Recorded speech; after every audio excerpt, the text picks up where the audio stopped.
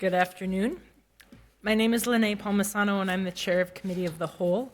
I'm going to call to order our regular committee meeting for Tuesday, February 7th, and at this time I'll ask the clerk to please call the roll and verify the presence of a quorum. Councilmember Payne. Present. Wansley. Present. Rainville. Present. Vitaw. Present. Ellison. Here. Osman. Present. Goodman. Present. Jenkins. Present. Chugtai. Present. Koski. Present. Johnson. Present. Vice Chair Chavez. Present. Chair Palmisano. Present. There are 13 members present. Let the record reflect we have a quorum. We have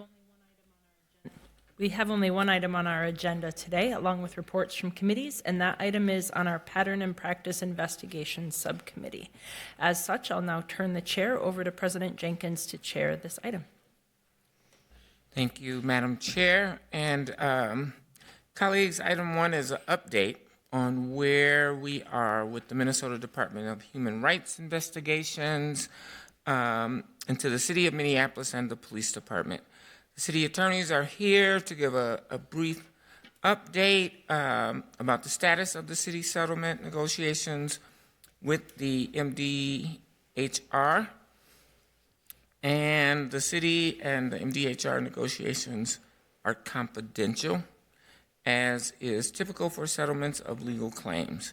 As a result, the city attorney will not be able to discuss and or answer questions about the substance of any of those items being discussed.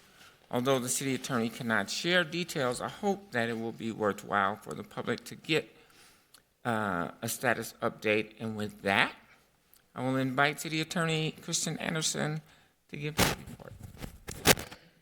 Good afternoon. Council President, council members, thank you for letting me appear before you today to give just a brief overview status update on the city's negotiations with the Minnesota Department of Human Rights.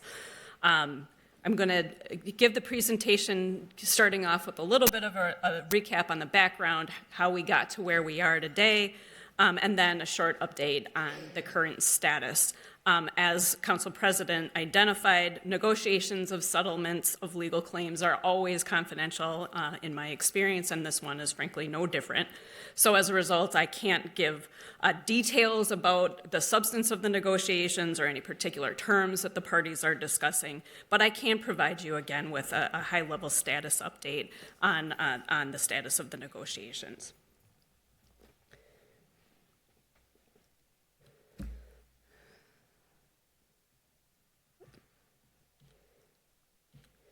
Excuse me. Okay, so back to the refresh on the background, how we wound up in the place we are today. So June 1, 2020, in the wake of the murder of George Floyd, the Minnesota Department of Human Rights, the state agency responsible for overseeing the Minnesota Human Rights Act, filed a charge of discrimination against the city of Minneapolis to begin an investigation into whether there is a pattern or practice of racially discriminatory policing in Minneapolis.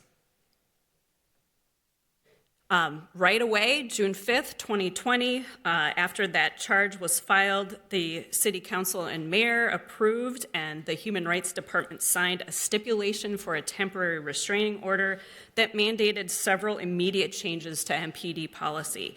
Examples include banning neck restraints, requiring the chief's approval to use crowd control weapons, reinforcing the duty to report and the duty to intervene that applies to all officers regardless of rank, and requiring discipline decisions within 30 days of review panel recommendation, and those discipline decisions must be published when they are finally public under the Minnesota Data Practices Act.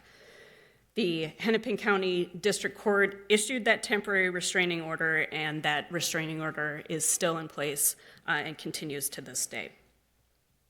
So after the restraining order was put in place, MDHR began in earnest its investigation into the charge of discrimination. So the Human Rights Department, from July of 2020 through about March of 2022, conducted its investigation, and the city fully cooperated, disclosing documents, making city witnesses available for interviews. And then in April April 27th, precisely of 2022, the Human Rights Department released a probable cause finding asserting that the city and MPD have engaged in a pattern or practice of racially discriminatory policing. In July of 2022, so a few months after the probable cause finding was issued, the Commissioner of Human Rights, Rebecca Lucero, Council President Jenkins, and Mayor Fry all signed a joint statement of principles, which was then published. And there are really, I would say, 4 key provisions of this joint statement of principles that really has been the guidepost for our negotiations ever since the joint statement was entered. So number 1 of the joint statement of principles was a shared commitment between the city and the Human Rights Department to ensure that the Minneapolis Police Department operates lawfully, free from discrimination, the dignity of all persons in Minneapolis and a respect for life, health, and safety are to guide the actions of MPD officers, and necessary measures are undertaken to build trust between MPD and all communities in the city. That was the first of the joint principles. The second was that the parties agreed to negotiate toward a court-enforceable settlement agreement to address the probable cause findings. And I know this past summer, Assistant City Attorney Lathrop and City Attorney Ginder gave you a presentation on what is a court-enforceable settlement agreement, how it differs from a consent decree. So that was the second of the joint statement of principles. A third part of the joint statement of principles was an agreement between the city and MDHR that any settlement agreement that we enter into will include an expert to evaluate compliance with the agreement. On the federal level, these are called monitors. And then the final provision important to the joint statement of principles is that if, in fact, the Department of Justice, which, as you know, is still investigating the city of Minneapolis, reaches a consent decree with the city, MDHR and the city have agreed that they will modify any provisions of any settlement agreement between MDHR and the city that as needed to ensure that there are no conflicting provisions between any consent decree and an MDHR agreement. Compliance with both is possible, and then there is no more than one monitor that would monitor compliance with both agreements.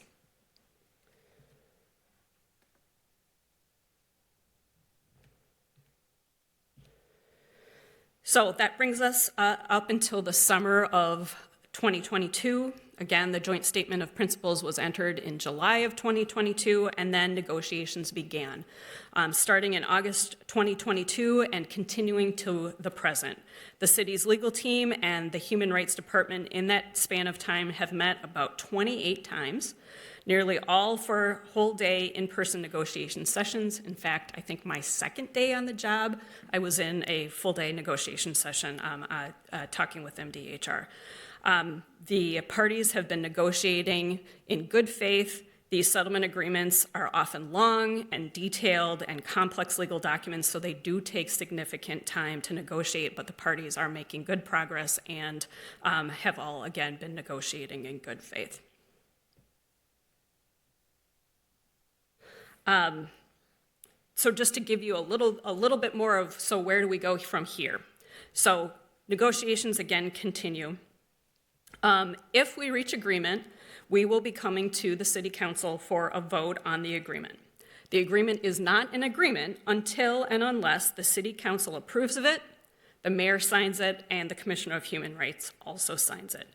If, again, we reach an agreement that's approved by this body, the mayor and the Commissioner of Human Rights, then that agreement will be filed in court. What that process will look like will be then dictated by the court. If the court approves the agreement and enters it as a court order, then it will be a legally binding, court-enforceable settlement agreement. Folks have asked me, what does public participation look like once we are in the midst of a settlement agreement that's been approved by the court? And while I can't speak to what ours might look like, what I can say is that it is very typical, like for federal consent decrees, federal pattern and practice consent decrees, that there, again, is a monitor, and the monitor has significant public engagement, includes listening sessions, public websites reflecting progress of terms of the consent decree. Again, I can't speak to what ours might look like, but that would be a typical term that you'd see in federal consent decrees. So again, very high-level status update. I apologize that I can't give you a whole lot of details. Again, it's because of the confidentiality that adheres to all settlement negotiations. But I thought it would at least be helpful for you all to know and the public to know that those negotiations are still progressing, and what the process might look like once we get a settlement agreement in place. I'm obviously happy to come before the council and give status updates either again before we have an agreement, and obviously once we have an agreement, if the council would like further public presentations from myself or my staff, we would be more than happy to come and give those updates to you. Thank you, City Attorney Anderson and colleagues. Do you have any questions? Councilmember Rainville. Thank you, Madam Chair. No questions, but just a note of thanks, Attorney Anderson, and to you and your staff. I know this is a new process. It's a lengthy process. You've kept us informed, and I appreciate all the hard work that you do, and so thank you very much. Thank you, Councilmember. And Councilmember Wansley. Thank you, Madam President. Really excited even to have this brief presentation today. I know I share with you, that we hadn't had a presentation since July, and this is a matter that, has warranted justifiably a lot of public concern. People want to know what's going on, how the city is approaching it. So thank you for providing, some level of update of, showing that we're still at the table and we're moving forward. Also, thank you for presenting information that kind of reiterates, what are kind of basic scopes related to a consent decree. And also, I think this entire process has made it very clear, the negotiations themselves is to create a plan for the police to be in basic legal compliance with state human rights law.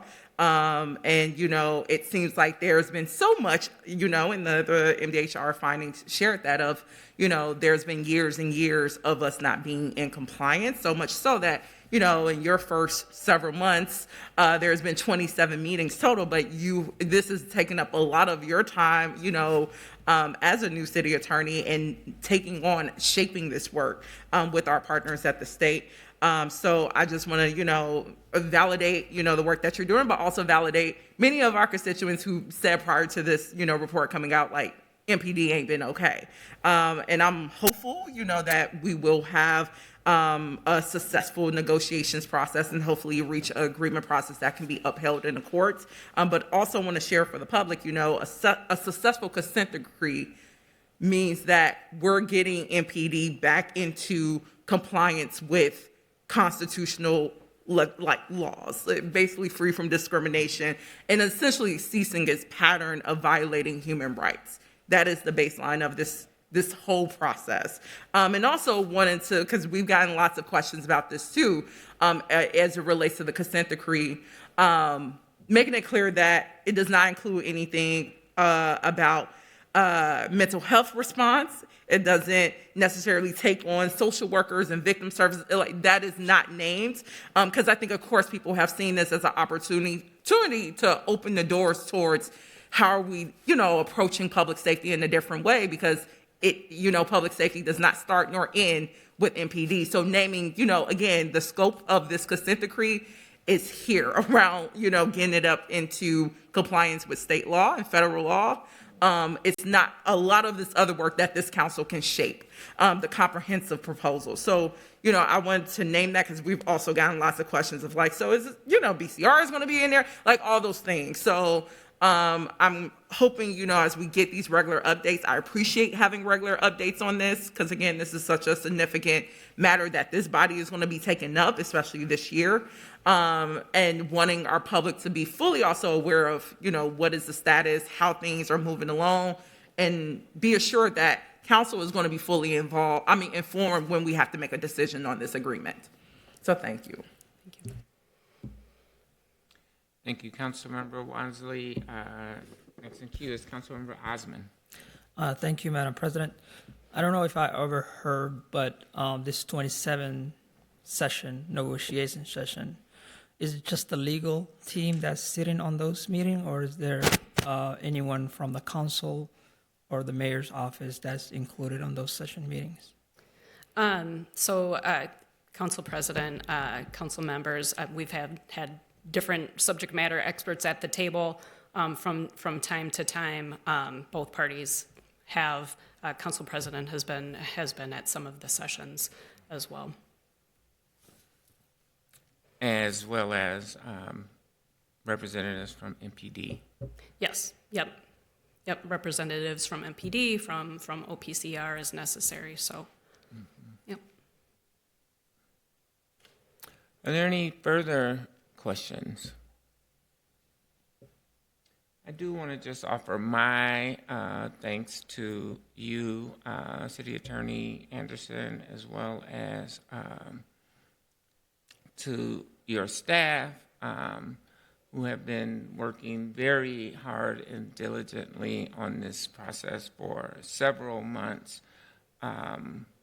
It has been a very arduous process, as well as I would call it intense negotiations, and so just want to acknowledge and appreciate all of the efforts and hard work. Thank you, Council President, council members, and at the risk of embarrassing Assistant City Attorney Lathrop, I am very appreciative of Sarah Lathrop's work. She is critical to this endeavor, and so I appreciate every day getting to work with her on this matter. Absolutely, and I understand that today is Ms. Lathrop's birthday, and so happy birthday, Ms. Lathrop.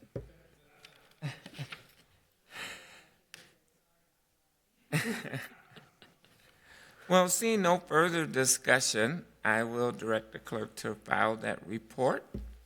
And thank you once again. And I will now turn the chair back to Council Vice President Palmisano to chair the remainder of the meeting. Thank you, Madam President.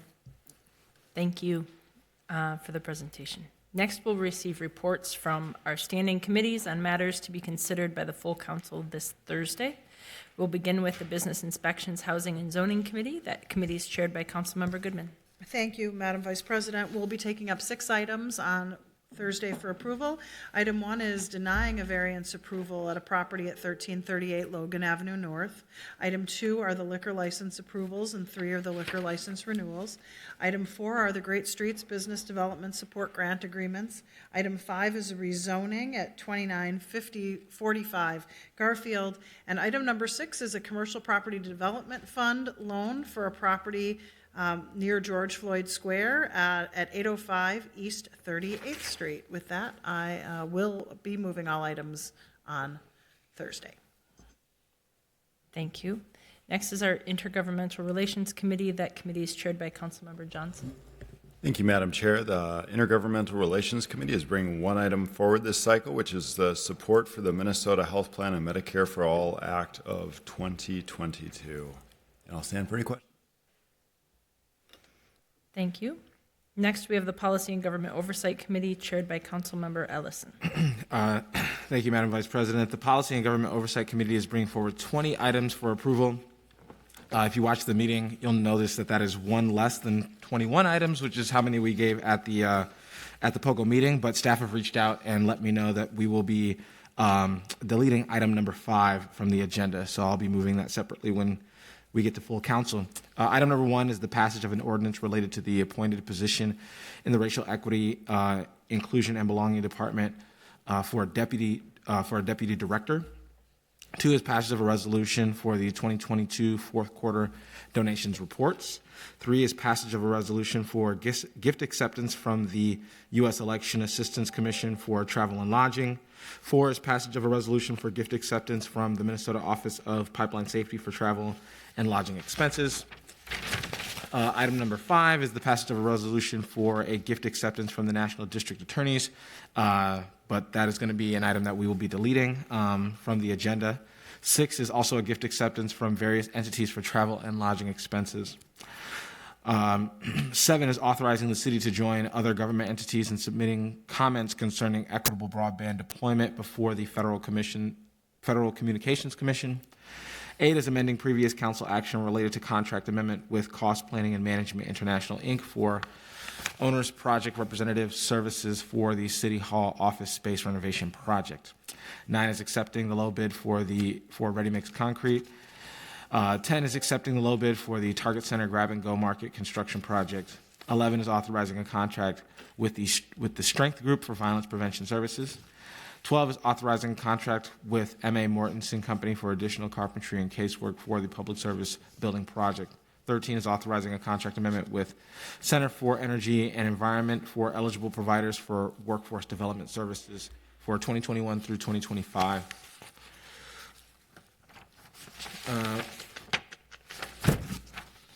14 is authorizing a lease amendment with 2700 28th Street East LLC for the Fire Department Employee Assistance Program office space.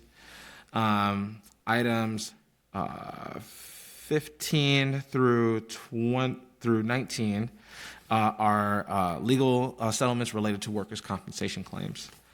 And 20 is a new contract and contract amendment with the Cornerstone Advocacy Services for victims of domestic violence advocacy services. And I plan to move those at the full agenda, and I'll stand for any questions. Thank you. Thanks for that explanation and also the review. Next, we have the Public Health and Safety Committee, chaired by Councilmember Vita. Thank you, Madam Vice President. The Public Health and Safety Committee is bringing forward 5 items that it is recommending for approval.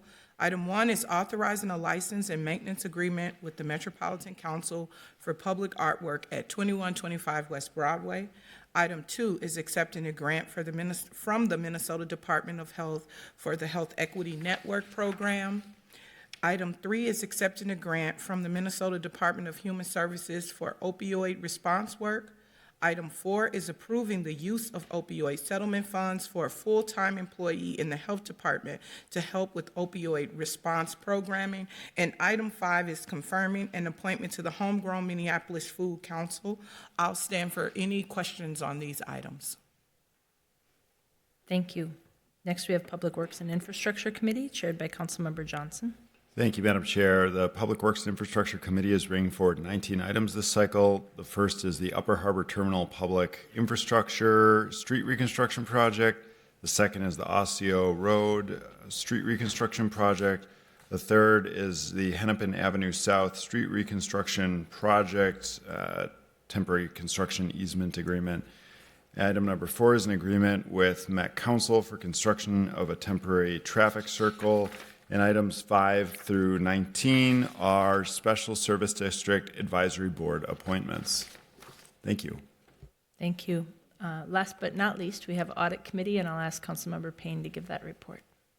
Thank you, Madam Vice President. The Audit Committee took up 3 items of business. The most important and crucial item of business was appointing Ryan Patrick as our city auditor after a quasi-national search. We had candidates from around the country and regionally that applied for this, and we're very happy to have Ryan Patrick on as our new city auditor. We had a report on the off-duty work for the police department, an update on that audit, and we received and filed a report of the work in progress of the internal auditor. And I'll stand for any questions. Thank you. With that, we've concluded all business to come before committee today, and so hearing no objection, I will declare this meeting adjourned. Thank you for your time.